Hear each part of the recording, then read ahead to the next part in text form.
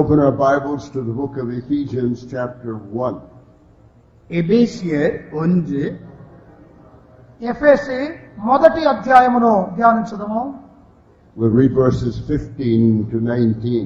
15 19 వచనం వరకు. 15వ వాక్యము నుండి 19వ వాక్యము వరకు.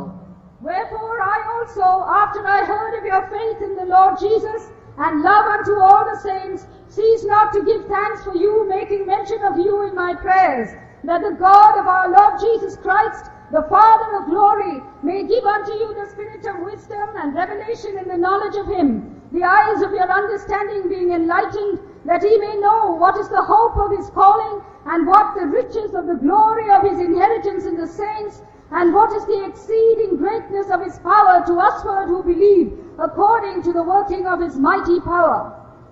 ஆனபடியினாலே கர்த்தராகிய இயேசுவின் மேலுள்ள உங்கள் விசுவாசத்தையும் பரிசுத்தவான்கள் எல்லாரும் மேலும் உள்ள உங்கள் அன்பை குறித்து நான் கேள்விப்பட்டு இடைவிடாமல் உங்களுக்காக ஸ்தோத்திரம் பண்ணி என் ஜெபங்களில் உங்களை நினைத்து நம்முடைய கர்த்தராகிய இயேசு கிறிஸ்துவின் தேவனும் மகிமையின் பிதாவுமானவர் தாமே நீங்கள் அறிந்து கொள்வதற்கான ஞானத்தையும் தெளிவையும் அளிக்கிற ஆவியை உங்களுக்கு தந்தருள வேண்டும் என்றும் தாம் நம்மை அழைத்ததினாலே நமக்கு உண்டாயிருக்கிற நம்பிக்கை என்னதென்றும் பரிசுத்தவான்களிடத்தில் நமக்கு உண்டாயிருக்கிற சுதந்திரத்தினுடைய மகிமையின் ஐஸ்வர்யம் என்னதென்றும் தாம் கிறிஸ்துவை மரித்தோரிலிருந்து எழுப்பி அவரிடத்தில் நடப்பித்த தமது பலத்த சத்துவத்தின் வல்லமைப்படியே விசுவாசிக்கிறவர்களாகிய நம்மிடத்திலே காண்பிக்கும் தம்முடைய வல்லமையின் மகா மேன்மையான மகத்துவம் என்னதென்றும் நீங்கள் அறியும்படிக்கு அவர் உங்களுக்கு பிரகாசமுள்ள வணக்கங்களை கொடுக்க வேண்டும் என்றும் வேண்டிக் கொள்கிறேன். ఈ హేతు చేత ప్రభువు యేసునందరి మీ విశ్వాసము గూర్చియు పరిశుద్ధులందరి ఎడల మీరు చూపుచున్న విశ్వాసం గూర్చి నేను విన్నప్పటి నుండి మీ విషయమై మానక దేవునికి కృతజ్ఞతాస్తుతులు చెల్లించుచున్నాను.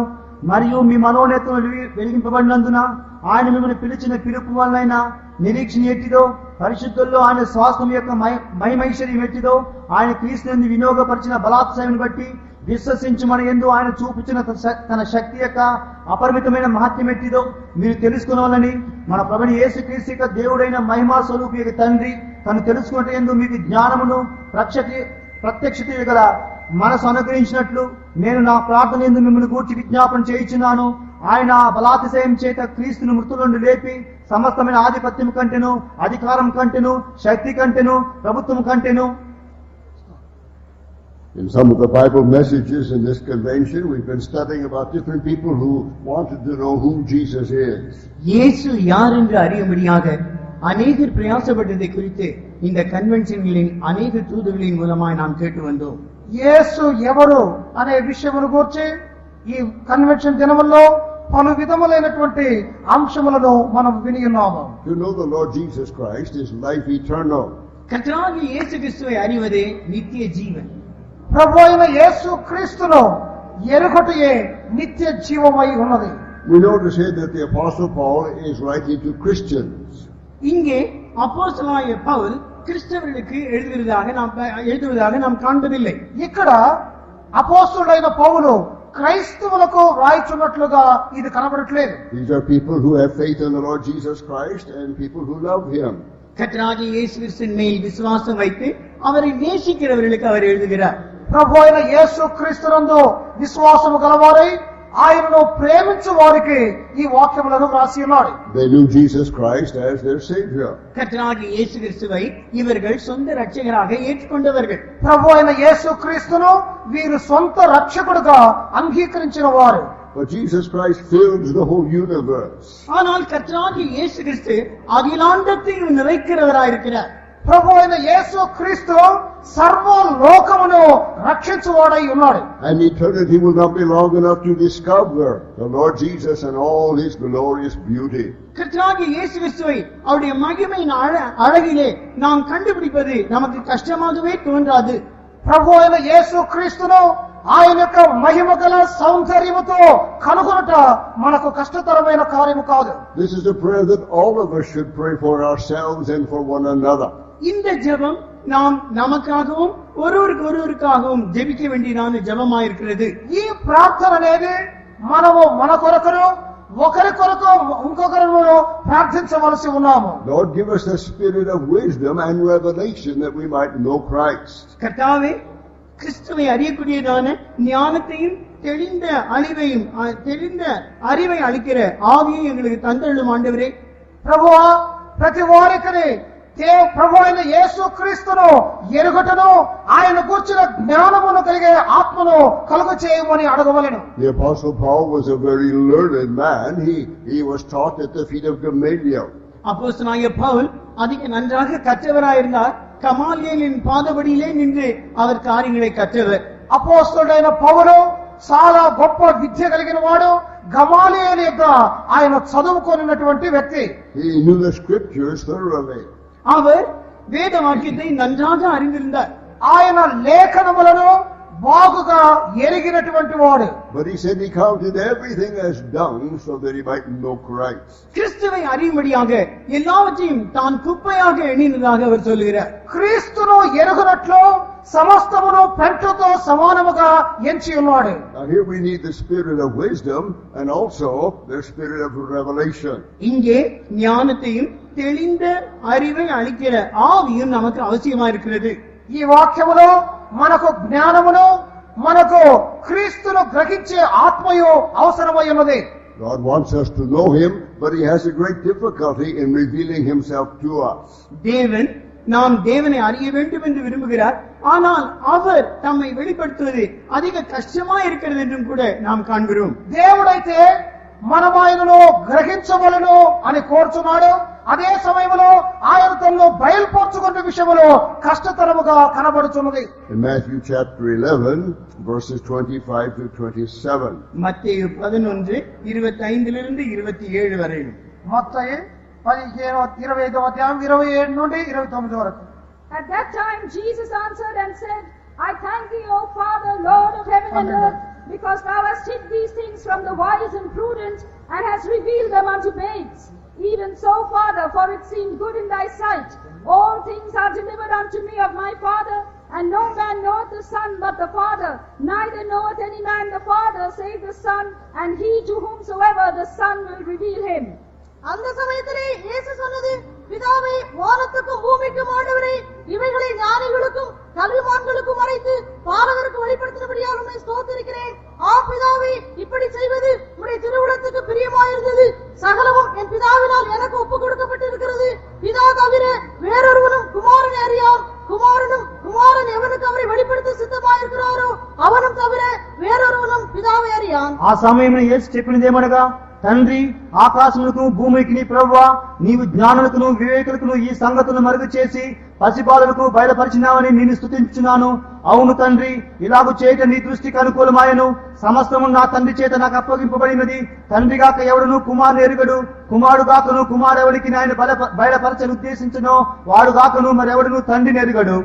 Although God is almighty and all-knowing, நம்முடைய தேவன் சர்வ வல்லவரும் சர்வ மகிமை நிறைந்தவருமா இருக்கிறார். మన దేవుడు సర్వశక్తి గలవాడు, సర్వ మహిమ కలిగిన వాడు. nevertheless in the beauty of his character, God is humble. ஆனால் அவருடைய சுபாவத்தின் அழகிலே அவர் தாழ்மை உள்ளவர். ఆయనైతే స్వభావ రీతిగా తగ్గింపు కలిగినటువంటి వాడు. Therefore in the pride of man, we cannot know him. ஆனபடினால் ஒரு மனிதனாக ஒரு இருக்கிறவன் அவரை விளங்கிக் கொள்ள முடியாது. మనుషుని యొక్క గర్వముతో ఆయనను గ్రహించడం వీలు పడదు. But he reveals himself to the humble and the lowly. ஆனால் இவன் தன்னுடைய சொந்த வழியை தான் நம்பி அதற்கு தன்னை ஒப்புக் கொடுக்கிறான். ఆయనైతే తన యొక్క సొంత మార్గమునే గొప్పగా ఎంచి దానికే తను అప్పగించుకుంటున్నాడు. The other night we heard about that leader Zacchaeus who climbed up a tree so that he might know who Christ is. கிறிஸ்து யார் என்று அறியும்படியாக சகையு மரத்தின் மேல் ஏறின்றாக அன்று நாம் கேட்டோமே. క్రీస్తు ఎవరని గ్రహించు నిమిత్తమై జక్కయ్య మేడు చెట్టును ఎక్కినట్లుగా మనం చూస్తున్నాము. But Christ said, no, you come down. கிறிஸ்து சொன்னார், நீ இறங்கி வா என்று சொன்னார். క్రీస్తు ప్రభు చెప్పి ఉన్నాడు, నీవు దిగి రమ్ము అని చెప్పి ఉన్నాడు. We must humble ourselves if we want to have the spirit of wisdom, the revelation and the knowledge of the Lord. கிறிஸ்துவை குறித்து அறிய வேண்டும் என்றால், அவரை குறித்ததான ஞானத்தின் ஆவியை பெற வேண்டும் என்றால் நாம் நம்மை தாழ்த்த வேண்டும். క్రీస్తును మనం గ్రహించవాలంటే, ఆయన యొక్క జ్ఞానమును మనం పొందవాలంటే మనము మనలను తగ్గించుకోవలెను. He does not reveal himself to the wise and the worldly wise. அவர் உலக பிரகாரமான ஞானிகளுக்கு தம்மை வெளிப்படுத்துவதில்லை. ఆయన లోకరీతిగా జ్ఞానులైన వారికి తను తాను అప్పగించుకోవటం లేదు. In chapter 16, we read when Christ was speaking to his disciples, 16వ அதிகாரத்தில் இயேசு தன்னுடைய சீஷர்களோடு பேசும்போது 16వ అధ్యాయంలో యేసు తన శిష్యులతో మాట్లాడుతున్నప్పుడు verse 13, he asked them, who do men say that I, the Son of Man, am?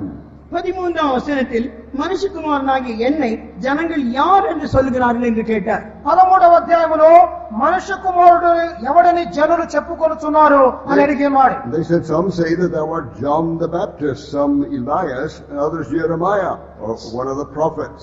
சிலர் உம்மை யோவான் ஸ்நானகன் என்றும், சிலர் எலியா என்றும், சிலர் எரேமியா அல்லது தீர்க்கதரிசிகளில் ஒருவர் என்று சொல்லுகிறார்கள் என்றார்கள். కొందరు బాప్తిసం ఇచ్చే యోహాననియో, కొందరు ఏలియానియో, మరికొందరు ఇర్మియా అని చెప్పుకొనుచున్నారు అని అడిగినారు. These people were all dead and gone. இந்த ஜனங்கள் எல்லாரும் தேவனை அறிந்தவர்கள். ఈ జనులందరూ దేవునిని ఎరిగిన వారే. We believe that God was in the past, but we cannot believe that he's here in the present. தேவன் ஒரு காலத்தில் இருந்தார் என்று நாம் விசுவாசிக்கிறோம், ஆனால் இப்பொழுது நம் மத்தியில் இருக்கிறார் என்பதை நாம் விசுவாசிப்பதில்லை. ఒక కాలంలో దేవుడు ఉండను అని వారు విశ్వసించరే, ఇప్పుడైతే వ్యక్తిగతముగా దేవుడు అక్కడ ఉండటను వారు విశ్వసించట్లేదు. The wise people of the world study about God in the past, but they do not know the God of now.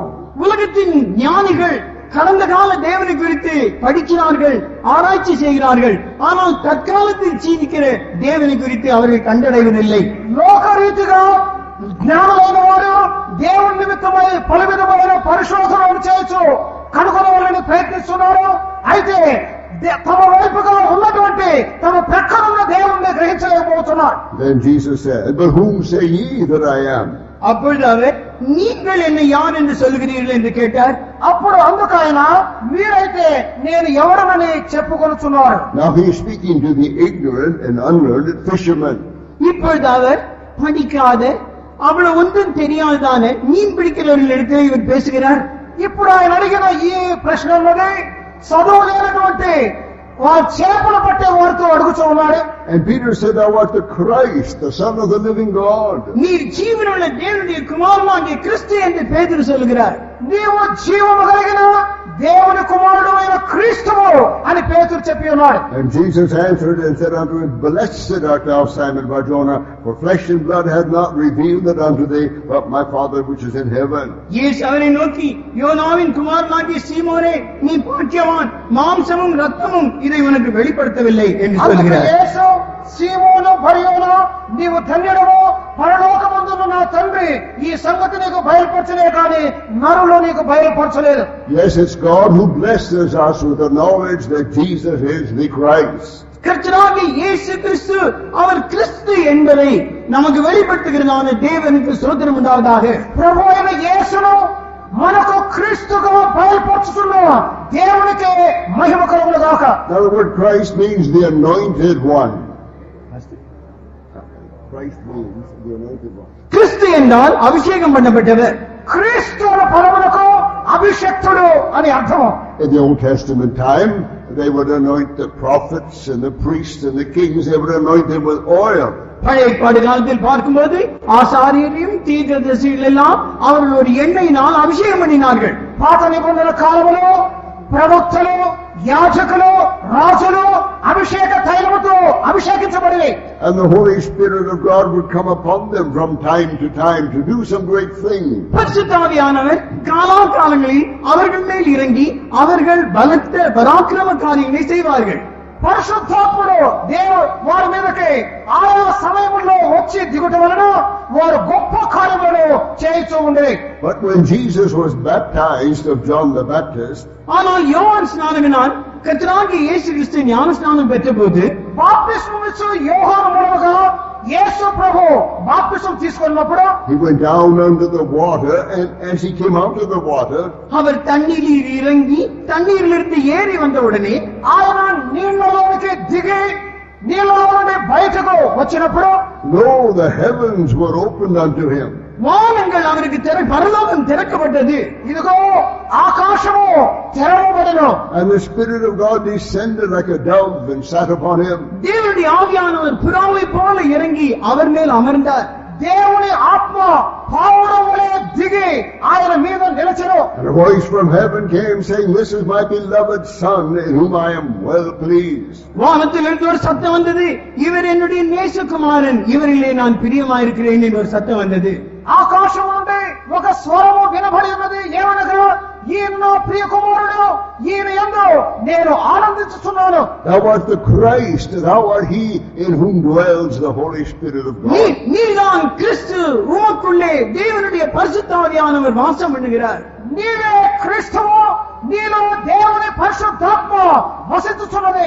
Now the Lord told the disciples to tarry in Jerusalem until they too were filled with the Holy Spirit of God. கர்த்தராகிய இயேசு கிறிஸ்து சீஷர்களை பார்த்து, உன்னதத்திலிருந்து பரிசுத்த ஆவியானவரை நீங்கள் பெறும் வரைக்கும் எருசலேமிலே காத்திருங்கள் என்று சொல்லிக் கொடுத்தார். ప్రభు అయిన యేసు క్రీస్తు శిష్యులతో పరిశుద్ధాత్మ మీ మీదకు దిగి వచ్చే వరకు, మీరు పై నుండి వచ్చే శక్తితో నింపబడే వరకు యెరూషలేములో కనిపెట్టండి అని చెప్పారు. And on the day of Pentecost they were all filled with the Holy Ghost and began to speak in tongues. Pentecost நாளிலே எல்லாரும் பரிசுத்த ஆவியினால் நிறைந்து அந்நிய பாஷைகளில் பல்விதமான பாஷைகளில் பேச ஆரம்பித்தார்கள். పెంతెకోస్తు దినమందు అందరూ ఆత్మతో నింపబడి అన్య భాషలతో మాట్లాడసాగిరి. And only after that time they were called Christians. They were called the anointed ones. அதற்கு பிற்பாடுதான் அவர்கள் கிறிஸ்தவர்கள் என்று அழைக்கப்பட்டார்கள். దానికి తరువాతనే వారు క్రైస్తవులు అని పిలువబడిరి.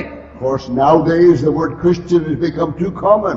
இன்றைக்கு கிறிஸ்தவர்கள் என்றால் பொதுவாக சாதாரணமாய் நாம் காண்கிறோம். ఇప్పుడైతే క్రైస్తవులు అనే పదము సహజమైపోయి ఉన్నది. In some countries they use the word Christian to mean a human being. சில தேசங்களில் பார்க்கும்போது ஒருவன் மனிதனா இருந்தால் அவனுக்கு கிறிஸ்தவன் என்றே பெயரிட்டு விடுவார்கள்.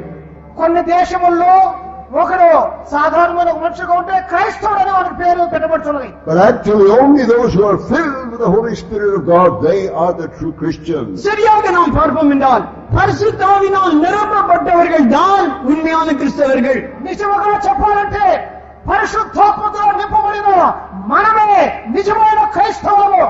And we see how God anointed Jesus Christ of Nazareth and he went about doing good, working miracles by the power of the Holy Spirit. தேவன் எப்படி நசரேயனாகிய கர்த்தராகிய இயேசு கிறிஸ்துவை அபிஷேகம் பண்ணினார் என்றும் அவர் நன்மை செய்கிறவராக சுற்றித் திரிந்தார் என்றும் நாம் அவரை குறித்து வாசிக்கிறோம். దేవుడు నజరేయుడైన యేసును పరిశుద్ధాత్మతో అభిషేకించిన వాడు, ఆయన మేలులు చేయొచ్చు, సంచరించును అని వాక్యము చెప్పుచున్నది. And when the early Christians were anointed with the Holy Ghost, they too went about doing good, healing the sick and working miracles by the power of the Holy Spirit. ஆதி காலத்து கிறிஸ்தவர்களும் கூட பரிசுத்தாவின் அபிஷேகத்தை பெற்ற பிற்பாடு பரிசுத்தாவின் அபிஷேகத்தினால் இங்கும் அங்குமாய் போய் நன்மை செய்தார்கள், வியாதியஸ்தர்களை குணமாக்கினார்கள், வாதையில் இருந்தவர்களை விடுவித்தார்கள், இப்படியெல்லாம் நடப்பித்தார்கள். క్రైస్తవులు కూడా పరిశుద్ధాత్మను పొందిన తర్వాత వారు మేలులను చేయొచ్చు, వ్యాధిగ్రస్తులను స్వస్థపరచు, దయ్యములను వెళ్ళగొట్టచ్చు, అనేకలకు మేలులు చేయుచుండేది. And this is why God gives you and me the Holy Spirit also. பரிசுத்தாவியை பெற்றதானே நாமும் கூட இப்பேற்பட்ட காரியங்களில் ஈடுபடத்தான் வேண்டும். పరిశుద్ధాత్మను పొందిన మనము కూడా ఇటువంటి కార్యములను చేయుచూ ఉండవలెను. That we might know him, நாம் அவரை அறியும்படியாக, మనము ఆయనను ఎరుగునట్లు, that he might dwell within us, அவர் நமக்குள்ளே வாசம் பண்ணும்படியாக, ఆయన మనలో నివసించినట్లు, that we might live by the power of God. நாம் தேவ வல்லமையினால் ஜீவிக்கும்படியாக, మనము దేవుని శక్తితో జీవించినట్లు, And we might worship God in spirit and in truth. ஆவியினாலும் உண்மையோடும் நாம் ஆராதிக்கும்படியாக, ఆత్మతోను సత్యముతోను మనము ఆయనను ఆరాధించులాగన, And that we might do the works of God with power. தேவனுடைய கிரியைகளை வல்லமையோடு நாம் செய்யும்படியாக.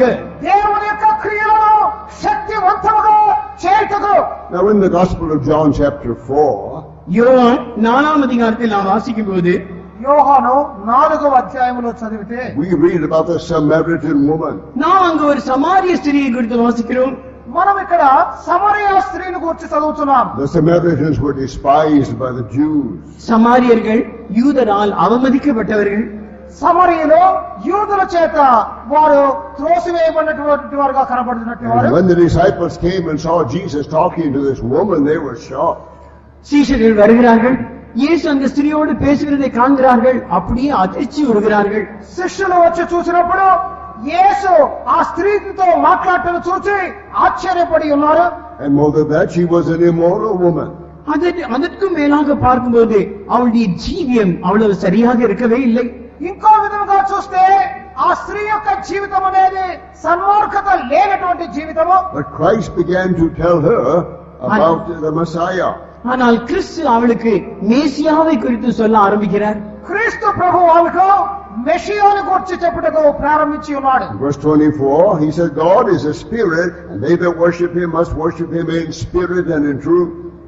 தேவன் ஆவியாயிருக்கிறார் என்றும் அவரை தொழுது கொள்கிறவர்கள் ஆவியோடும் உண்மையோடும் அவரை தொழுது கொள்ள வேண்டும் என்றும் 24ஆம் வசனத்திலே நாம் வாசிக்கிறோம். దేవుడు ఆత్మయ్య ఉన్నాడు కనుక ఆయనను ఆరాధించువారు ఆత్మతోనూ సత్యముతోనూ ఆరాధించవాలని 24వ వాక్యములో చెప్పి ఉన్నాడు. The woman said, I know that the Messiah cometh, which is called Christ. When he cometh, he will tell us all things. அந்த ஸ்திரீ அவரை நோக்கி, கிறிஸ்து என்னப்படுகிற மேசியா வருகிறார் என்று அறிவேன், அவர் வரும்போது எல்லாவற்றையும் நமக்கு அறிவிப்பார் என்றாள். ఆ స్త్రీ ఆయనతో క్రీస్తునబడిన మెషియా వచ్చునని నేను ఎరుగుదును, ఆయన వచ్చినప్పుడు మాకు సమస్తమును ఆయన తెలియజేయను. Messiah is the Hebrew word for the anointed one. Christ is the Greek word. அபிஷேகம் பண்ணப்பட்டவர் என்பதற்கு மேசியா என்பது ஒரு எபிரேய வார்த்தையும், கிறிஸ்து என்பது அபிஷேகம் பண்ணப்பட்டவருக்கு கிரேக்க வார்த்தையுமா இருக்கிறது. అభిషేకం ఉంచబడిన వాడు అనే దానికి హెబ్రీలో మెషియానియో గ్రీకు భాషలో క్రీస్తు అనే అర్థం ఉన్నది. She knew that God had promised that he would send the anointed one. அபிஷேகம் பண்ணப்பட்டவரை தேவன் அனுப்புவார் என்று அவள் அறிந்திருந்தாள். అభిషేకించబడిన వాడిని దేవుడు పంపును అని ఆమె ఎరిగి ఉండను. And Jesus answered her, I that speak unto thee am he. அதற்கு இயேசு, உன்னுடனே பேசுகிற நானே அவர் என்றார். అప్పుడు యేసు నీతో మాట్లాడుచున్న వాడు నేనే ఆయనను అని చెప్పాను. And she ran back into the city of the Samaritans. அவள் சமாரியா தேசத்துக்குள்ளே அந்த பட்டணத்துக்குள்ளே ஓடி போகிறாள். అప్పుడు ఆ స్త్రీ సమరయ పట్టణంలోనికి పరిగెత్తుకొచ్చు వెళ్ళినది. And she told the people she had found the Christ. கிறிஸ்துவை தான் கண்டுபிடித்ததாக ஜனங்களிடத்தில் சொல்கிறாள். క్రీస్తును తాను కనుగొన్నట్లుగా జనులతో చెప్పి ఉన్నది. And the people came out to see Jesus. ஜனங்கள் இயேசுவை காணும்படியாய் வருகிறார்கள். జనులు యేసును చూచుటకై వచ్చి ఉన్నారు. Verse 42, they say, now we believe, and we have heard you ourselves, and we know that indeed this is the Christ, the Savior of the world. 42ஆம் வசனத்தில் நாம் வாசிக்கும் போது, உன் சொல்லி நிமித்தம் அல்ல, அவருடைய உபதேசத்தை நாங்களே கேட்டு அவரை மெய்யாக கிறிஸ்துவாகிய உலக ரட்சகர் என்று அறிந்து விசுவாசிக்கிறோம் என்றார்கள். 42వ వాక్యములో మా మట్టుకు మేము విని ఈయన నిజముగా లోకరక్షకుడని తెలుసుకొని నమ్ముచున్నామని వారు చెప్పి ఉన్నారు. So Jesus revealed himself to the ignorant and unlearned fishermen. கர்த்தராகிய இயேசு கிறிஸ்து படிக்காத அறிவில்லாத மீன் பிடிக்கிறவர்களுக்கு தன்னை வெளிப்படுத்தினார். ప్రభువైన యేసు క్రీస్తు చదువులైనటువంటి జాలరులకు తను బయలుపరచుకొని ఉన్నాడు. And he revealed himself to the Samaritans. இங்கே சமாரியருக்கு அவர் தன்னை வெளிப்படுத்துகிறார். ఇక్కడ సమరయ వారికి బయలుపరచుకొనెను. But the priests, the scribes, and the Pharisees, they did not know who he was. ஆனால் அங்கிருந்தான ஆசாரியர்களும் அங்கிருக்கிறதான பரிசேயருக்கும் இவர் யார் என்றே தெரியவில்லை. ఆ కాలంలో ఉన్నట్టు యాజకులు పరిసయ్యులు ఈయన ఎవరో తెలుసుకోలేక ఉండేది. This must be very heartbreaking to God the Father.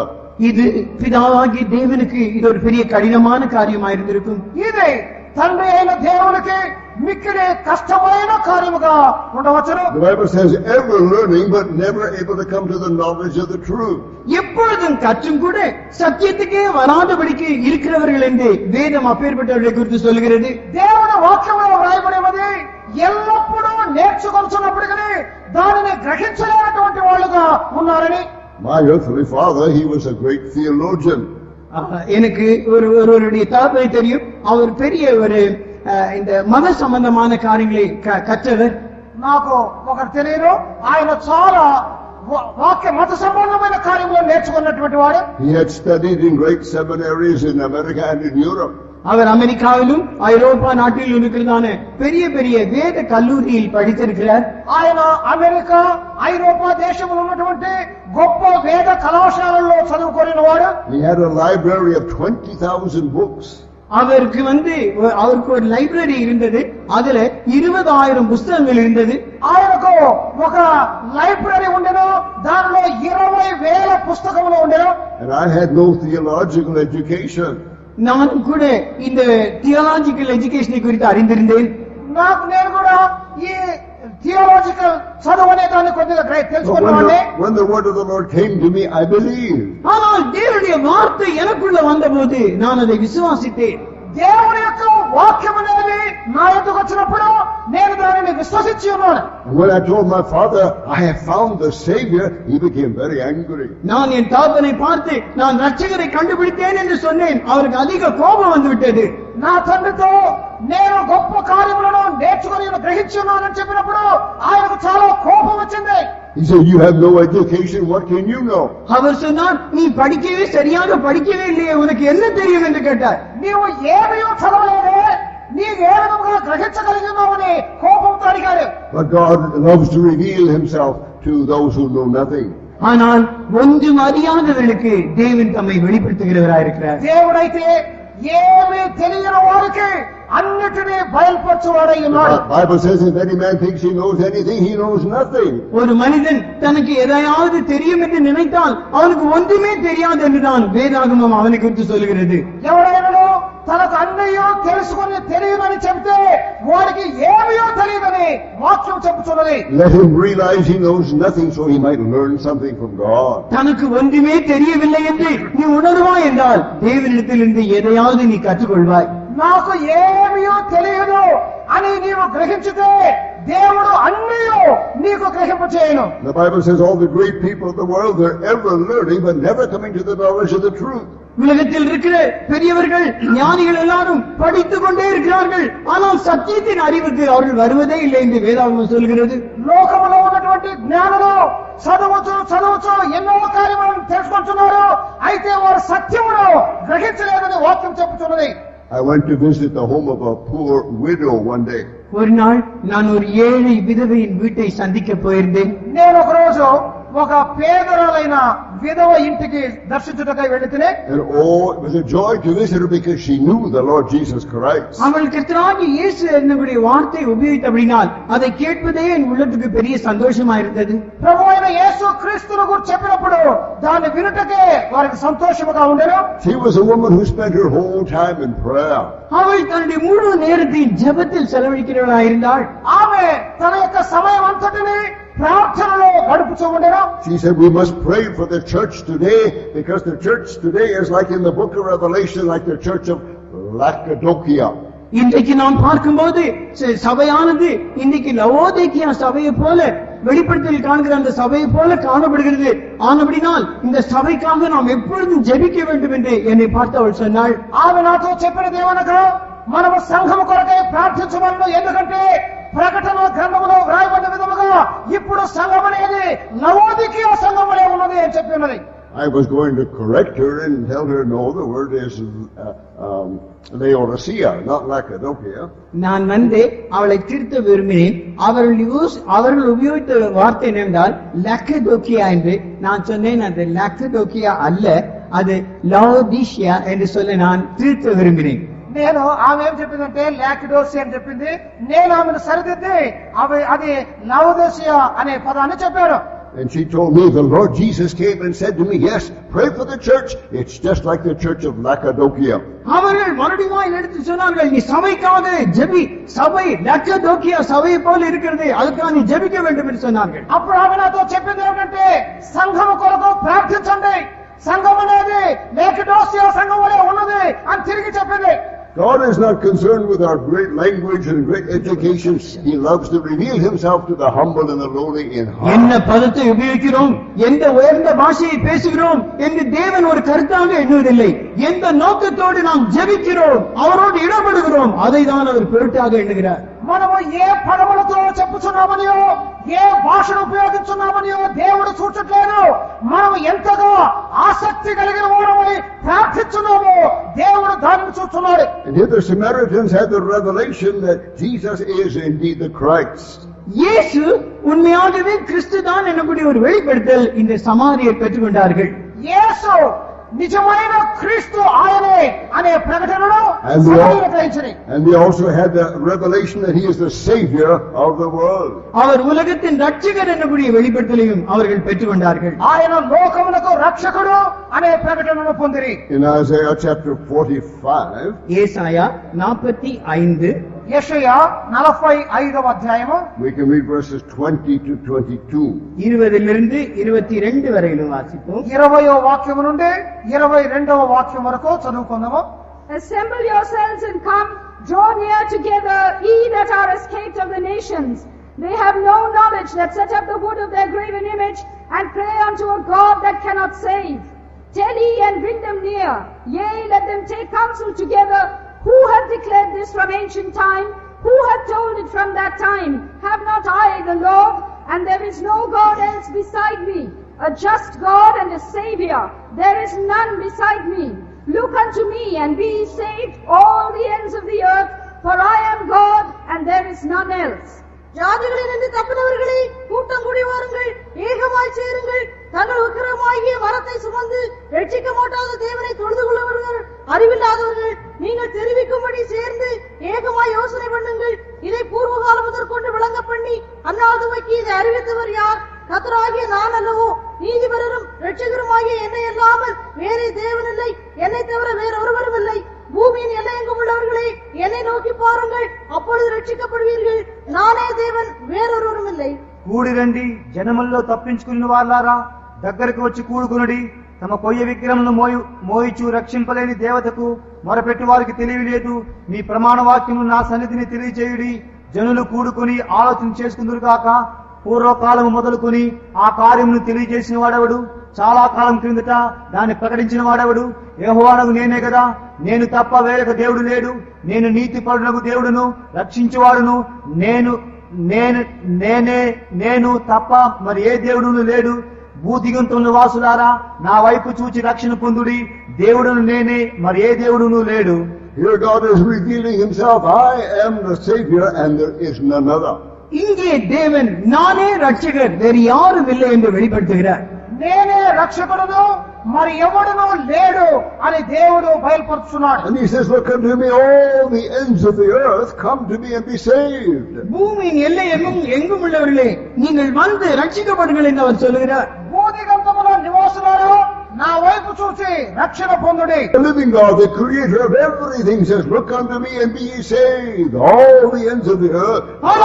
I am the Savior, there's none other. ஜீவனுள்ள தேவன், உலகத்தின் ரட்சகர் என்று பூமியின் எல்லை எங்கும் உள்ளவர்களே, என்னை நோக்கி பாருங்கள், ரட்சிக்கப்படுங்கள் என்று நம்மிடத்தில் அவர் சொல்லுகிறார். సజీవుడైన దేవుడు, లోక రక్షకుడు సెలవిచ్చిన దేవుడు అంటే, భూదిగంత నివాసులారు నా వైపు చూసి రక్షణ పొందుడి, నేనే దేవుడును, మరి ఎవరునూ లేరు. Yes, we want to come to God, but where is he? நாம் தேவனிடத்தில் வர விரும்புகிறோம், அவர் எங்க இருக்கிறார்? మనము దేవుణ్ణి గ్రహించుకోవచ్చున్నాము, ఆయన ఎక్కడున్నాడు? Where God dwells way beyond the universe. தேவன் அகிலாண்டத்துக்கும் அப்பால் ஜீவிக்கிறாரா?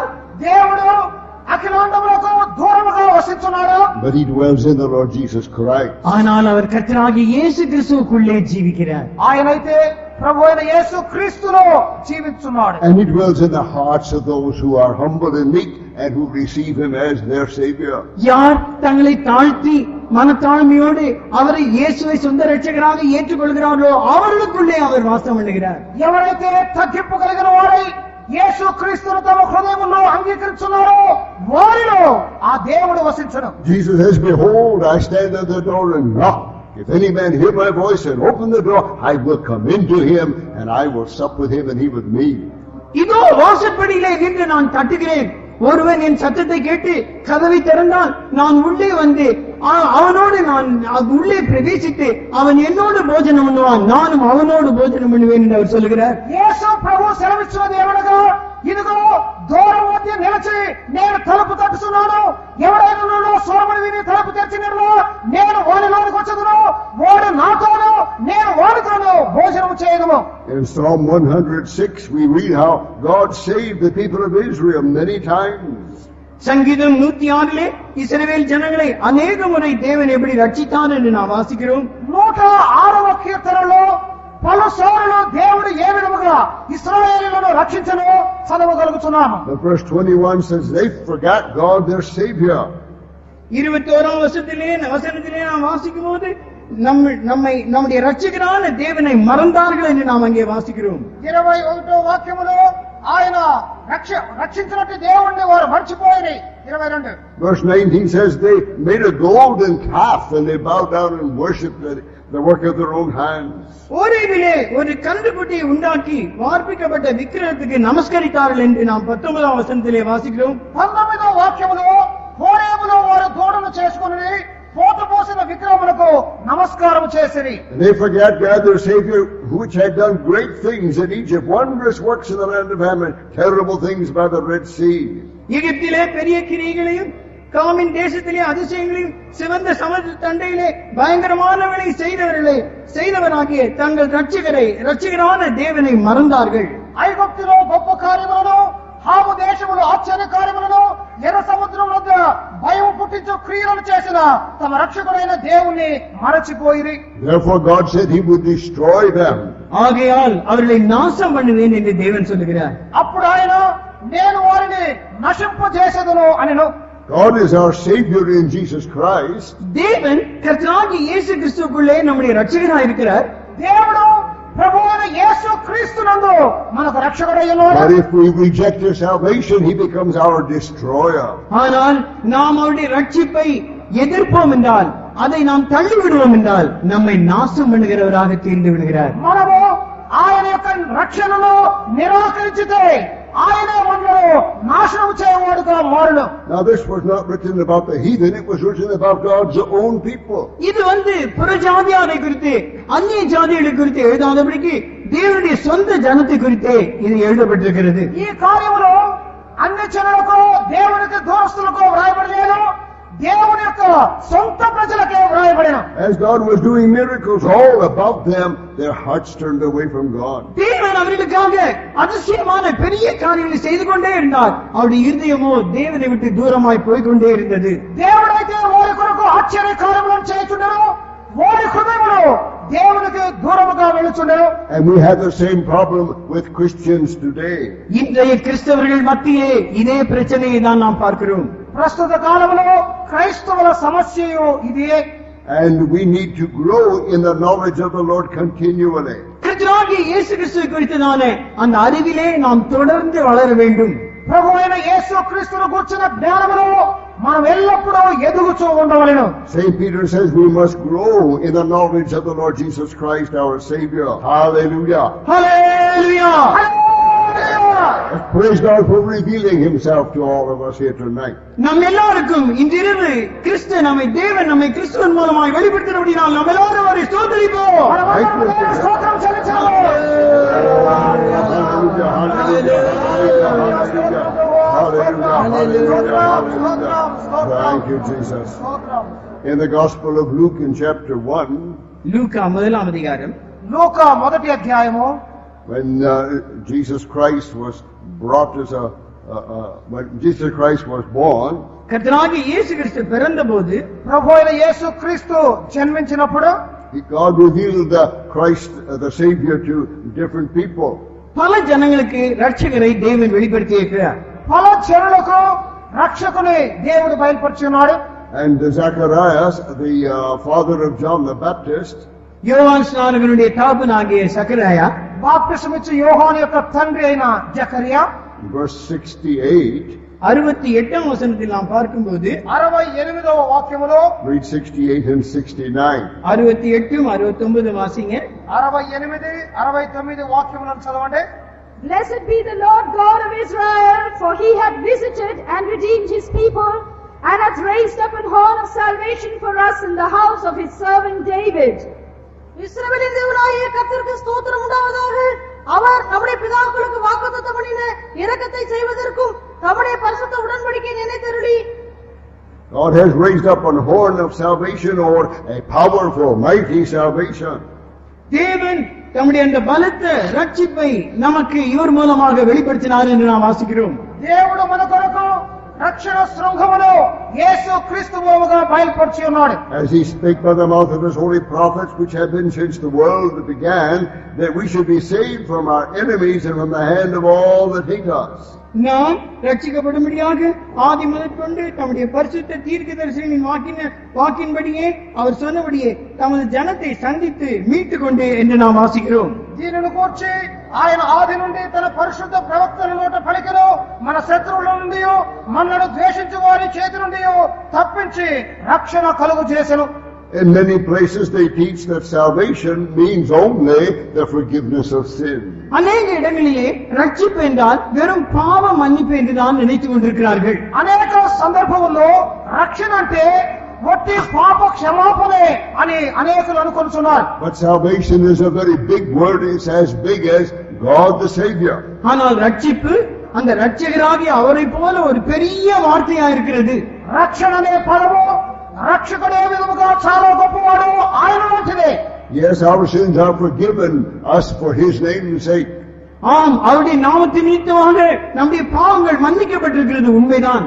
అవును, ఆయన నామము నిమిత్తమై మన పాపములన్నీ క్షమించబడి ఉన్నవి. Jesus died for the sins of the whole world. கர்த்தராகிய இயேசு கிறிஸ்து முழு உலகத்தாரின் பாவங்களுக்காக மரித்தார். ప్రభువైన యేసు క్రీస్తు సర్వ లోకముల యొక్క పాపముల నిమిత్తమై మరణించారు. On the cross He prayed, Father, forgive them. They know not what they do. சிலுவையிலே பிதாவே இவர்களுக்கு மன்னியும், தாங்கள் செய்கிறது இன்னதென்று அறியார்கள் என்று ஜெபித்தார். శిలువలో ప్రార్థించినాడు, ప్రభువా దేవా వీరిని క్షమించుము, వీరు చేయుచున్నది ఏమని ఎరుగటలేదు. And now the sins of ignorance of the whole world are forgiven us through the blood of Jesus Christ. இந்த முழு உலகத்தின் அறியாமையும் பாவங்களும் கிறிஸ்துவாகிய இயேசு கிறிஸ்துவின் ரத்தத்தின் மூலமாய் மன்னிக்கப்பட்டிருக்கிறது. ఈ లోకస్తు యొక్క అజ్ఞానత పాపములను యేసు క్రీస్తు రక్తములను క్షమించబడుచున్నవి. But God's purpose for you and me goes way beyond the forgiveness of sin. ஆனால் இந்த ரட்சிப்பு என்பது பாவ மன்னிப்புக்கும் இன்னும் அப்பாற்பட்டதாய் காணப்படுகிறது. ఈ రక్షణ అనేది పాప క్షమాపణకు మించినదై ఉన్నది. That we should be saved from the hand of our enemies and from the hand of all that hate us. நம்முடைய சத்துருக்களினின்றும் நம்மை பகைக்கிற யாவரினின்றும் நாம் ரட்சிக்கப்படும்படிக்கு என்று வாசிக்கிறோம். మన శత్రువుల నుండి మనలను ద్వేషించు వారందరి చేతి నుండి రక్షణ పొందవలెను. Verse 74, that He would grant unto us that we being delivered out of the hand of our enemies might serve Him without fear in holiness and righteousness before Him all the days of our life. நம்முடைய ஜீவி காலமெல்லாம் நம்முடைய சத்துருக்களிலிருந்தும் நம்மை எதிர்த்து பகைக்கிறவர்களும் விடுதலை பெற்று அவரை சேவிக்கும்படியாக என்று நாம் வாசிக்கிறோம். మనము శత్రువుల చేతి నుండి విడిపింపబడి మన జీవిత కాలమంతయు నిర్భయమై ఆయన సన్నిధిని పరిశుద్ధముగాను నీతిగాను ఆయనను సేవింపవలెను. We were saved by Christ when we accepted Him. கர்த்தராகிய இயேசு கிறிஸ்துவை நாம் ஏற்றுக்கொண்ட போது நாம் ரட்சிக்கப்பட்டோம். ప్రభువైన యేసు క్రీస్తును అంగీకరించినప్పుడు రక్షణ And పొందాము. we are being saved day by day as we come to Him with our problems. நம்முடைய பிரச்சனைகளோடு தினந்தோறும் அவரிடத்தில் வரும்போது தினந்தோறும் நாம் ரட்சிக்கப்படுகிறோம். మన సమస్యలతో ఆయనకు వచ్చినప్పుడు అనుదినము రక్షణ పొందుతున్నాము. And there will be a final salvation when Christ comes in glory to rapture us to His kingdom. தம்முடைய ராஜ்யத்துக்கு நம்மை ஏற்றுக்கொண்டு போகக்கூடியதான அந்த கடைசி நாளின் ரட்சிப்பு ஒன்று உண்டு. ఆయన రాజ్యములకు మనలను కొనిపోయినటువంటి చివరి రక్షణ ఉంటున్నది. He saves us from the hands of all of our enemies. நம்முடைய எல்லா சத்துருக்களின் கரத்திலிருந்தும் அவர் நம்மை விடுவிக்கிறார். మన శత్రువుల యొక్క చేతిలో నుండి ఆయన మనల్ని విడుదల చేసిన. And from all uncleanness and all iniquity. எல்லா அக்கிரமத்திலிருந்தும் எல்லா அசுத்தத்திலிருந்தும் அவர் நம்மை விடுவிக்கிறார். He saves us from all fear and all anxiety. எல்லா பயத்திலிருந்தும் எல்லா வாஞ்சையிலிருந்தும் அவர் நம்மை விடுவிக்கிறார். ఆయన మనలను భయము నుండి అత్యాశ నుండి విడిపించున్నాడు. And He saves us from all hatred and all anger. நாம் பகைக்கிறோமே அந்த பகையிலிருந்தும் கோபத்திலிருந்தும் நம்மை விடுவிக்கிறார். ఆయన మనలను ద్వేషములో నుండి కోపములో నుండి విడిపించుచున్నాడు. He saves us from all the lust of the flesh. மாம்சத்தின் இச்சையிலிருந்து நம்மை விடுவிக்கிறார். శరీర సంబంధమైన ఆశల నుండి విడుదల కలుగు చేస్తున్నాడు. And He fills us with the Holy Spirit. நம்மை பரிசுத்தாவினால் அவர் நிறைக்கிறார். పరిశుద్ధ ఆత్మతో నింపుతున్నాడు. That we might live a victorious life. நாம் ஜெய ஜீவியை செய்யும்படியாய் మనము జయకరమైన జీవితము That we చేయటము might worship God in the beauty of holiness all the days of our life. நம்முடைய ஜீவி காலமெல்லாம் பரிசுத்த அலங்காரத்துடைய தேவனை தொழுது கொள்ளும்படியாய் మన జీవిత కాలమంతయు నీతితోను పరిశుద్ధతతో సేవించుటకు. Now in the Gospel of Matthew chapter 9, மத்தேயு 9ஆம் அதிகாரம் మత్తయి 9వ అధ్యాయంలో we read about how they brought a man to Christ. எப்படி ஒரு மனிதனை கிறிஸ்துவண்டைக்கு கொண்டு வந்தார்கள் என்று நாம் வாசிக்கிறோம். ఒక మనుషుని క్రీస్తునొద్దకు తెచ్చిన సందర్భం. And the Lord Jesus said, "Son, your sins are forgiven you." மகனே, உன் பாவங்கள் உனக்கு மன்னிக்கப்பட்டிருக்கிறது என்று இயேசு அவனை பார்த்து சொல்லுகிறார். యేసు ప్రభు చెప్పినాడు, కుమారుడా నీ పాపములు నీకు క్షమించబడి ఉన్నవి. Now this man was very sick. He was lying on the bed, and they brought him to Christ for healing. But Christ said, "Son, be of good cheer, thy sins be forgiven thee." இந்த மனிதன் அதிக வியாதியினால் கஷ்டப்படுகிறான், எழும்ப முடியாமல் இருக்கிறான். மற்றவர்கள் அவனை சுகம் பெறும்படியாக கொண்டு வருகிறார்கள். அப்பேற்பட்டவனை பார்த்து, மகனே, உன் பாவங்கள் மன்னிக்கப்பட்டது என்று இயேசு சொல்லுகிறார். ఈ మనుషుని చూడండి, వ్యాధిగ్రస్తుడు మంచములో పండుకొని ఉన్నాడు, మనుషులు మోసుకొని వస్తున్నారు. అటువంటి వ్యక్తిని చూసి, కుమారుడా నీ పాపములు క్షమించబడి ఉన్నవి అని ప్రభు చెప్పి ఉన్నాడు. Verse 3 says, "And behold, certain of the scribes said within themselves, This man blasphemeth." அப்பொழுது வேதபாரகரில் சிலர், இவன் தேவ தூஷணம் சொல்கிறான் என்று தங்கள் உள்ளத்திலே சொல்லிக் கொண்டார்கள் என்று 3ஆம் வசனத்தில் வாசிக்கிறோம். 3వ వాక్యములో పరిసయ్యులు శాస్త్రులు చెప్పుచున్నారు తమ హృదయములో, ఈయన దేవ దూషణ చేయుచున్నాడు అని. And Jesus said, "Which is easier to say, thy sins be forgiven thee, or to say, arise and walk?" உன் பாவங்கள் மன்னிக்கப்பட்டே என்று சொல்லுவதோ, எழுந்து நட என்று சொல்வதோ, எது எளிது என்று இயேசு கேட்கிறார். యేసు ప్రభు అప్పుడు ప్రశ్నించున్నాడు, నీ పాపములు క్షమించబడటం అని చెప్పుటయా, లేక నీవు పరిపెత్తుకుని నడవమని చెప్పుటయా, ఏది సులభము? But that ye may know that the Son of Man hath power on earth to forgive sins, then saith he to the sick of the palsy, Arise, take up thy bed and go into thine house. And he arose and departed to his house. பூமியிலே பாவங்களை மன்னிக்க மனுஷகுமாரனுக்கு அதிகாரம் உண்டு என்பதை நீங்கள் அறிய வேண்டும் என்று சொல்லி திமிர்வாதக்காரனை நோக்கி, நீ எழுந்து உன் படுக்கை எடுத்துக்கொண்டு உன் வீட்டுக்கு போ என்றார். உடனே அவன் எழுந்து தன் வீட்டுக்கு போனான். పాపములు క్షమించుటకు భూమి మీద మనుష్య కుమారునికి అధికారం కలదని మీరు తెలుసుకోవాలని ఆయన చెప్పి, పరిపెత్తుకుని నీ ఇంటికి పొమ్మని ఆయన పక్షవాతములను చూసి ఆయనతో చెప్పి ఉన్నాడు. The Lord God is our Savior. He's also our healer. நம்முடைய தேவன் நம்முடைய ரட்சகர் மட்டுமல்ல, அவர் நமக்கு சுகம் அளிக்கிறவருமாய் இருக்கிறார். మన యేసు ప్రభు రక్షకుడు మాత్రమే కాదు, మనల్ని స్వస్థపరచువాడై ఉన్నాడు. And as he healed the poor people that came to him, the scribes and the Pharisees and the priests, they were filled with anger. ஏழைகளை இயேசு சுகப்படுத்தின உடனே சுற்றிலுமா இருக்கிறதான பரிசேயரும் வேதபாரகரும் அதிக கோபம் அடைந்தார்கள். పేద ప్రజానికాన్ని స్వస్థపరచుటకై యేసు ప్రభు దగ్గరికి వచ్చినప్పుడు పరిసయ్యులు శాస్త్రులు కోపగించుకొంటున్నారు. The Spirit could not reveal to them that Christ is our healer. கிறிஸ்து வெறும் சுகமளிக்கிறவர் மட்டுமல்ல, యేసు క్రీస్తు ఒక మనుషుని స్వస్థపరచడం మాత్రమే కాదు. And many today who call themselves Christians do not know that Jesus Christ is our healer. இன்றைக்கு அநேக ஐஸ்வர்யவான்களுக்கும் கூட கற்றவர்களுக்கும் கூட கர்த்தராகிய இயேசு கிறிஸ்து நம்முடைய சுகமளிப்பவர் என்று அறியாமல் இருக்கிறார்கள். ఎంతో మంది క్రైస్తవుల ఐశ్వర్యవంతులు కూడా యేసు క్రీస్తు ప్రభు తమను స్వస్థపరచగలడు అనే విశ్వాసము లేని వారై ఉన్నారు. In Matthew chapter 8, மத்தேயு 8 మత్తయి 8వ అధ్యాయం we read of a man who was a leper and he came to Jesus. குஷ்டரோகியா இருக்கிற ஒரு மனுஷன் இயேசு அண்டைக்கு வந்ததை நாம் பார்க்கிறோம். కుష్ఠరోగి ఒకడు యేసు ప్రభు ఎద్దుకు వచ్చి ఉన్నాడు. He says, "If thou wilt, thou canst make me clean." உமக்கு சித்தமானால் என்னை சுத்தமாக்க உம்மால் ஆகும் என்றான். నీకు ఇష్టమైతే నన్ను శుద్ధిగా చేయగలవు అనిను. He did not know, but he said, "Lord, if you're willing, I know you can make me clean." இவனுக்கு தெரியாது. இவன் சொல்கிறான், உமக்கு சுத்தமானால் கர்த்தாவே என்னை சுத்தமாக்கும் என்று கேட்கிறான். ప్రభువా నీకు ఇష్టమైతే నన్ను శుద్ధిగా చేయవు అని చెప్తున్నాడు. I went to a leper colony to preach the gospel. நான் சுவிசேஷத்தை பிரசங்கிக்கும்படியாய் குஷ்டரோகிகள் இருக்கும் ஒரு இடத்துக்கு நான் போயிருந்தேன். నేను ఒకసారి సువార్తను ప్రకటించుటకు కుష్ఠరోగులు ఉండే స్థలానికి వెళ్లి ఉన్నాను. And we went around from room to room inviting the people to come for the meeting. அறையிலிருந்து அறைக்கு நாங்கள் கடந்து போய் ஜனங்களை கூட்டத்துக்கு வரும்படியாய் அழைத்தோம். మేము ఒక్కొక్క గదికి వెళ్లి కూటములకు రమ్మని వారిని ఆహ్వానించి ఉన్నాము. But many of them said, we don't want to hear about God. Look what God has done to us. They held up their hands with no fingers and pointed to their heads with no ears or no nose. அவர்கள் என்ன சொன்னாலும் தெரியுமா? எங்களுடைய கைகளை இப்படி மடங்க செய்திருக்கிறவரும், எங்களுடைய காது சரியா இல்லை, அப்படியே மடங்கி இருக்கிறது, கண் சரியா இல்லை, இப்பேற்பட்ட தேவனை குறித்து நாங்கள் கேட்க விருப்பம் இல்லை என்று சொன்னார்கள். అప్పుడు వారు చెప్పింది ఏమిటో తెలిసినా, ఈ దేవుణ్ణి గురించి మాకు వినటానికి ఇష్టం లేదు. ఎందుకంటే మా చేతులు చూడండి, మా కాళ్ళు, మా కన్నులను, మా రూపాన్ని చూడండి అని చెప్పి ఉన్నారు. But we prayed for those that came to the meeting. அவர்களுக்காக நாங்கள் ஜெபித்து கூட்டத்துக்கு வந்தோம். మేము వారి కొరకే ప్రార్థన చేసి తిరిగి కూటానికి వచ్చి ఉన్నాము. The next week when we went back to the leper colony, அடுத்த முறை நாங்கள் இந்த குஷ்டரோகிகளுடைய காலனிக்கு போன உடனே తిరిగి మేము ఆ కుష్ఠరోగులున్న కాలనీకి వెళ్ళినప్పుడు one young man ran to the big gates. ஒரு மனிதன் அங்க இருக்கிறதான் அந்த பெரிய வாசலண்டைக்கு ஓடி வந்தான். అక్కడ ఒక ఆయన చాలా వేగంతో పరిగెత్తుకొచ్చి వచ్చాడు. Look what Jesus did for me. He was perfectly healed. இயேசு எனக்கு என்ன செய்தார் பாருங்கள், நான் பூரணமாய் சுகம் பெற்று விட்டேன் என்று அவன் சொன்னான். యేసు నాకు చేసిందో చూడండి, నేను సంపూర్ణముగా స్వస్థత పొంది ఉన్నాను.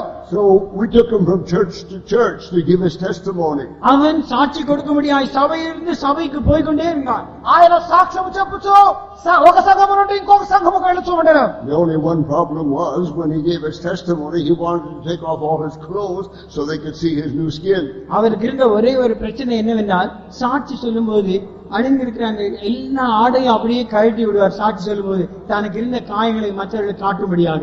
ఆయన చెప్పే సాక్ష్యంలో సమస్య ఏమిటంటే, తాను స్వస్థత పొందిన దాన్ని బయలుపరచడానికి గాను, తన చర్మాన్ని చూపడానికి గాను తన యొక్క బట్టలన్నీ విప్పుతూ ఉంటాడు ఆయన. Praise be to God, he came to live with us in the faith home.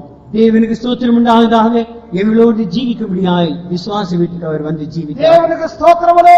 ఇప్పుడు ఆయన మనతో పాటు జీవించుటకై విశ్వాస గృహములకు వచ్చి ఉన్నాడు. This leper said, Lord, if you are willing, you can make me clean. இந்த குஷ்டரோகி சொல்லுகிறான், ஆண்டவரே உமக்கு சுத்தமானால் என்னை சுத்தமாக்கும் என்று கேட்கிறான்.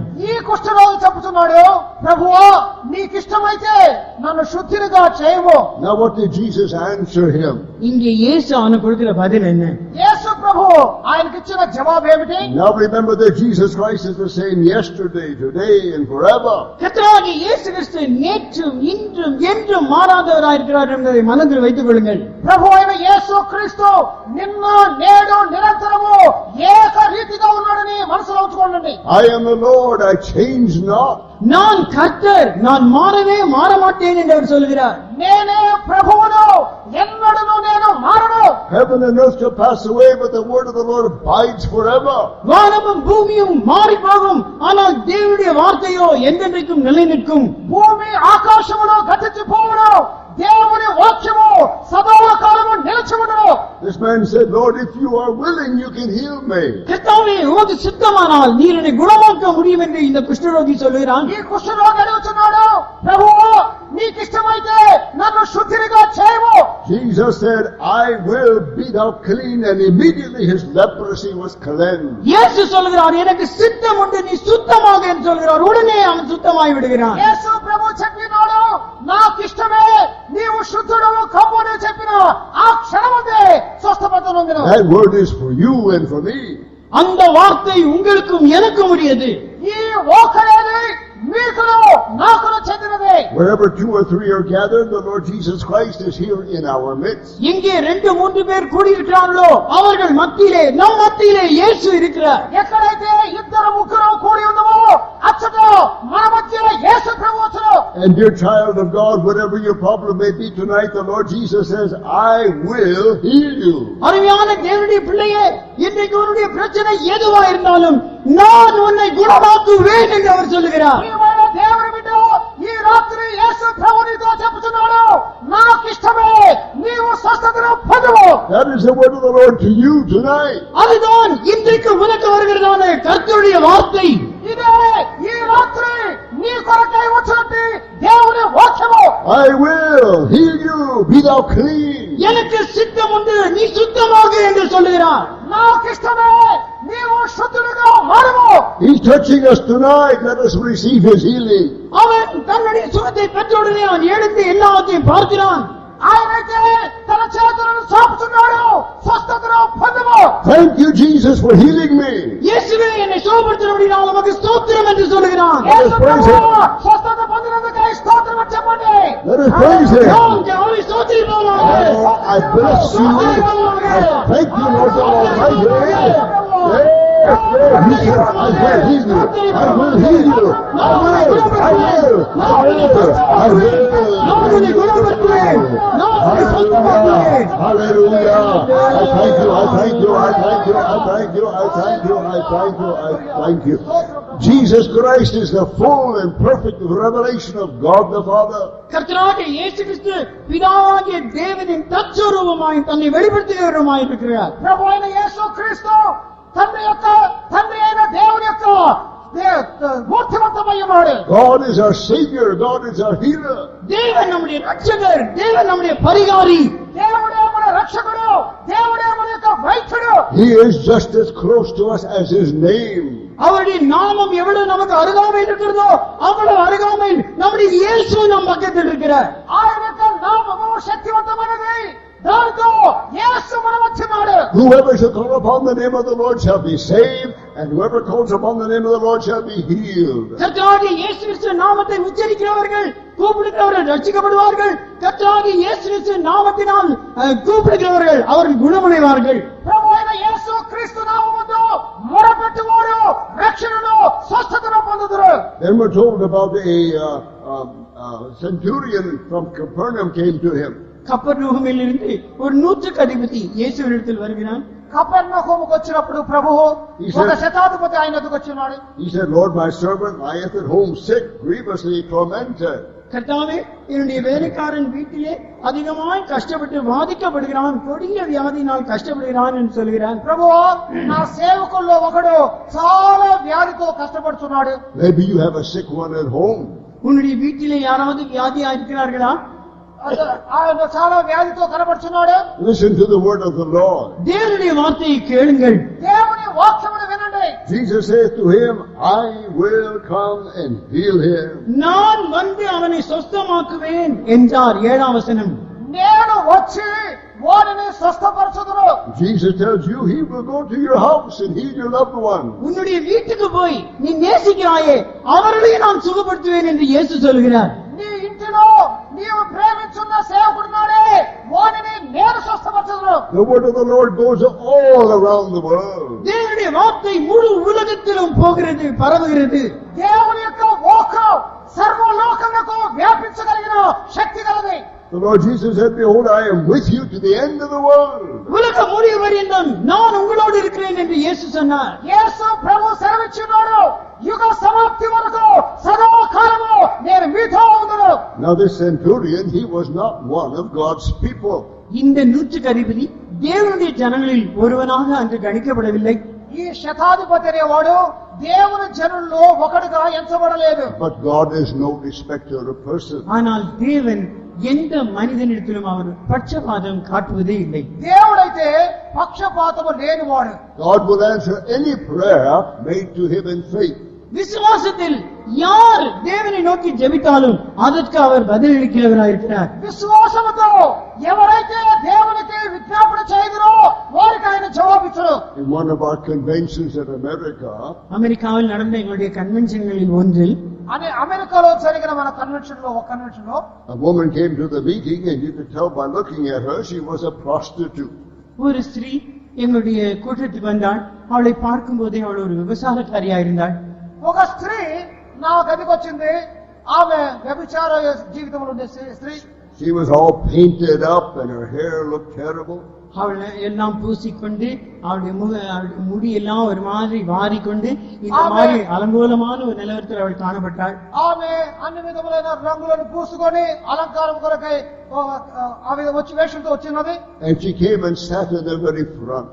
அவள் வந்தாள். கூட்டத்தின் முன்னால் இடத்தில் உட்கார்ந்து கொண்டாள்.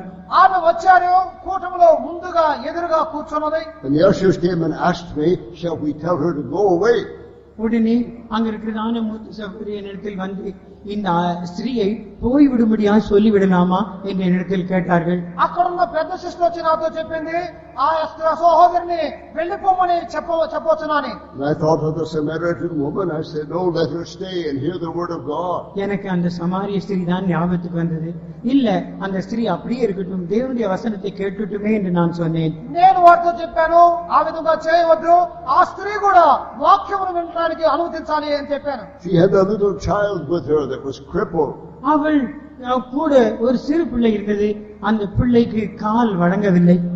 ఆ స్త్రీకి ముందుగా ఒక చిన్న బిడ్డ కూర్చొని ఉండను. ఆ బిడ్డకు కాళ్ళు నడవలేని స్థితి. And in the middle of the message, தூது கொடுத்திருக்கிறான் அந்த செய்தியின் மத்தியிலே, ప్రసంగం యొక్క మధ్యలో, she was listening with all of her heart. தன் முழு இருதயத்தோடு சொல்லுகிறதான வசனங்களை கவனமாக கேட்டுக்கொண்டிருந்தாள். హృదయ పూర్వకముగా చెప్పబడే వాక్యములను వినుచూ ఉండెను. She grabbed her child and she ran up to the pulpit. அவள் அப்படியே அந்த பிள்ளையை பிடித்துக் கொண்டு மேல இருக்கிற ஸ்டேஜுக்கு ஓடி வந்தாள்.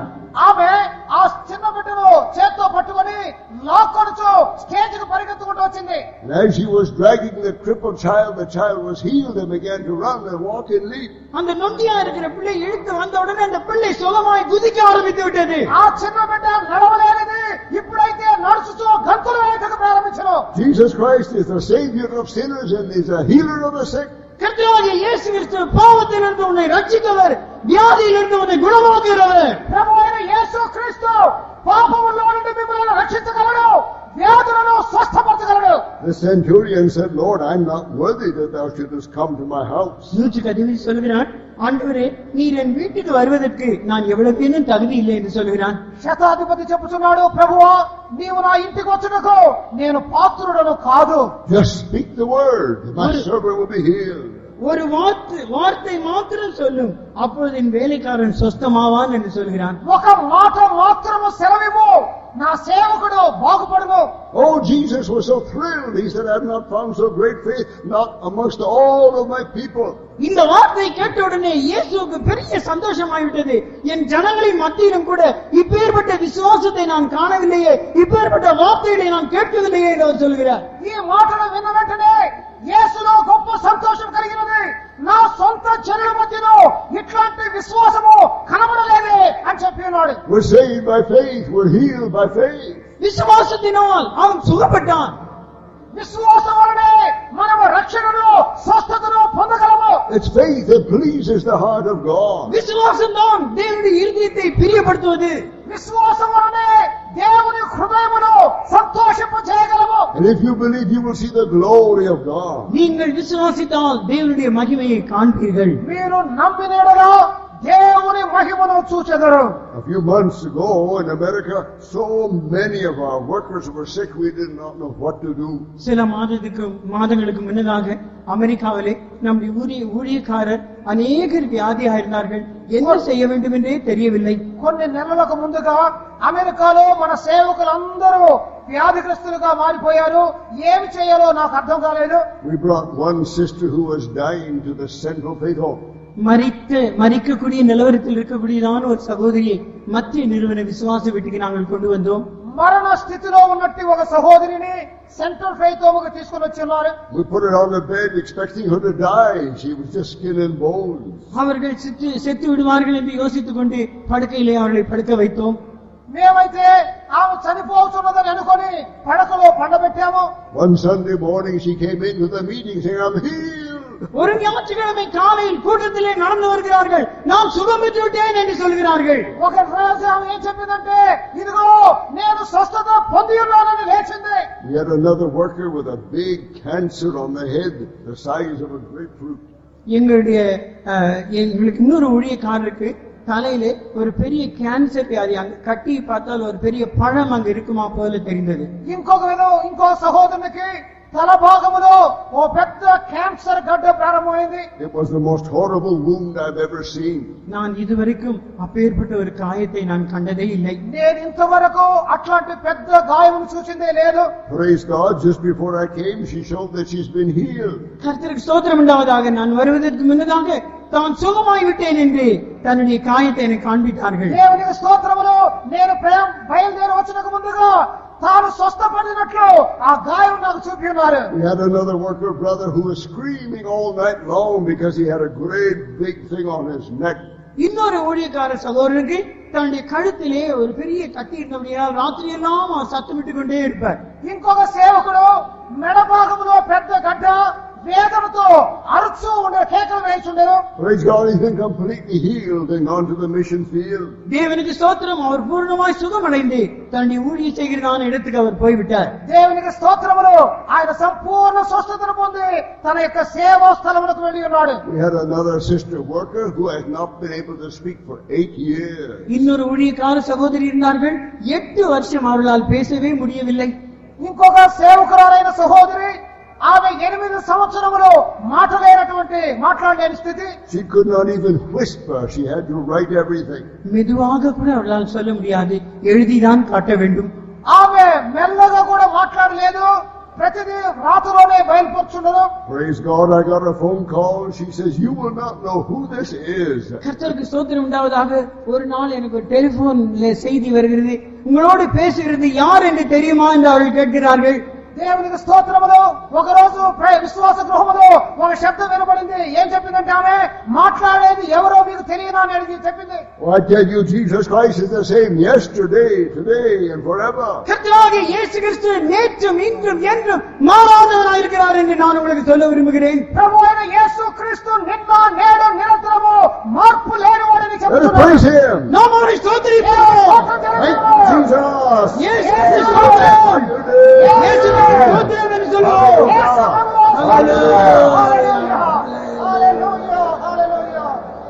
So the Lord Jesus Christ told that centurion, go home, it shall be as you have believed. நீ வீட்டுக்கு போ, நீ விரும்பினபடி உன் வேலைக்காரன் சுகமானான் என்று இயேசு 100க்கு அதிபதி பார்த்து சொல்லுகிறார். యేసు ప్రభు ఆ శతాధిపతితో చెప్పాడు, నీవు వెళ్ళము, నీవు విశ్వసించి వినముగా నీ యొక్క పనివాడికి స్వస్థత కలుగును. But in verse 12 it says, but the children of the kingdom shall be cast out into outer darkness, there shall be weeping and gnashing of teeth. நாம் 12ஆம் வசனத்திலே நாம் வாசிக்கும் போது, ராஜ்யத்தின் புத்திரரோ புறம்பான இருளிலே தள்ளப்படுவார்கள், அங்கே அழுகையும் கற்படிப்பும் உண்டாயிருக்கும் என்று உங்களுக்கு சொல்லுகிறேன் என்றார். రాజ్యము కుమారుల యొక్క విషయములో వారందరూ బాహ్యము చీకటిలోనికి పడవేయబడుదురు, అక్కడ ఏడ్పుడు పండ్లు కొరుకుటయు ఉండదు. He came to his own, but his own received him not. தன்னுடைய சொந்த ஜனங்களிடத்தில் அவர் வந்தார், சொந்த ஜனங்கள் இவரை ஏற்றுக்கொள்ளவில்லை. ఆయనైతే తన సొంత జనుల యొద్దకు వచ్చెను, వారు ఆయనను అంగీకరించలేదు. I thank God in our days Christ is being preached all over the world, and He's proving Himself alive by doing mighty miracles. கர்த்தராகிய இயேசு கிறிஸ்து முழு உலகத்திலும் பிரசங்கிக்கப்படுகிறார். அவர் அற்புதங்களையும் அடையாளமாக நிரூபிக்கப்படுகிறார். இதற்காக நான் தேவனை ஸ்தோத்திரிக்கிறேன்.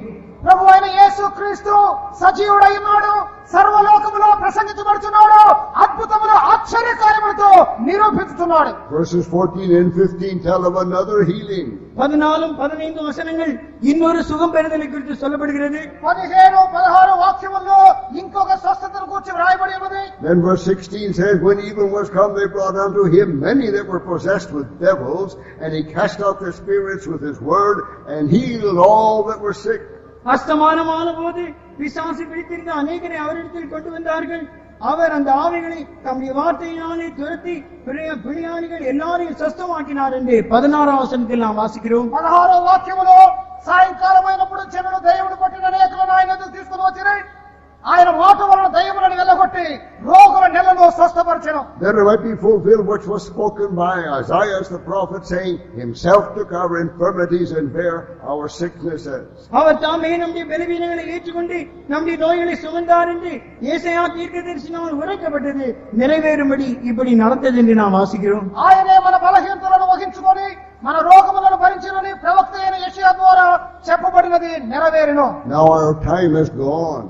இப்பொழுது நம்முடைய சமயம் ஆகிவிட்டது. ఇప్పుడు సమయం అయిపోయింది.